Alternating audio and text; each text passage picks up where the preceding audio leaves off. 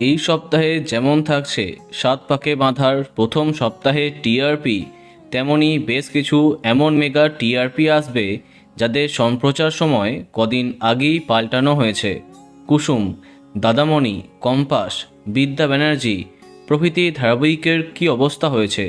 নতুন টপার কে হলো? চলো জানা যাক এই সপ্তাহের সম্পূর্ণ টিআরপি তালিকা। তার সঙ্গে জানা যাবে সোনার সংসার এবং স্টার জলসা পরিবার অ্যাওয়ার্ডের টিআরপি। এইবার সবার আগে আছে পরশুরাম, টিআরপি 5.9। দ্বিতীয় স্থানে পরিণীতা, টিআরপি 5.6। তৃতীয় স্থানে জোয়ার ভাটা এবং রাঙামতি, যাদের টিআরপি 5.5। চতুর্থ স্থানে তারে ধরি ধরি মনে করি, টিআরপি 5.3। পঞ্চম স্থানে কুসুম এবং বিদ্যা ব্যানার্জি, যাদের টিআরপি 5.5। ষষ্ঠ স্থানে ও মোর দরদিয়া, টিআরপি 4.9। সপ্তম স্থানে গঙ্গা, টিআরপি 4.7। অষ্টম স্থানে কোণে দেখা আলো এবং লক্ষ্মী ঝাঁপি, যাদের টিআরপি 4.5।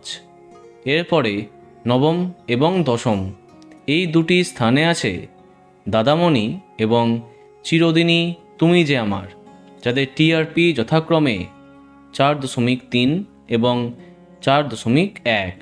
তাহলে এই সপ্তাহে প্রথম 10-এ এই সমস্ত ধারাবাহিক আছে।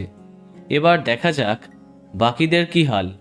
এরপরে 11তম স্থানে কম্পাস, টিআরপি 3.3।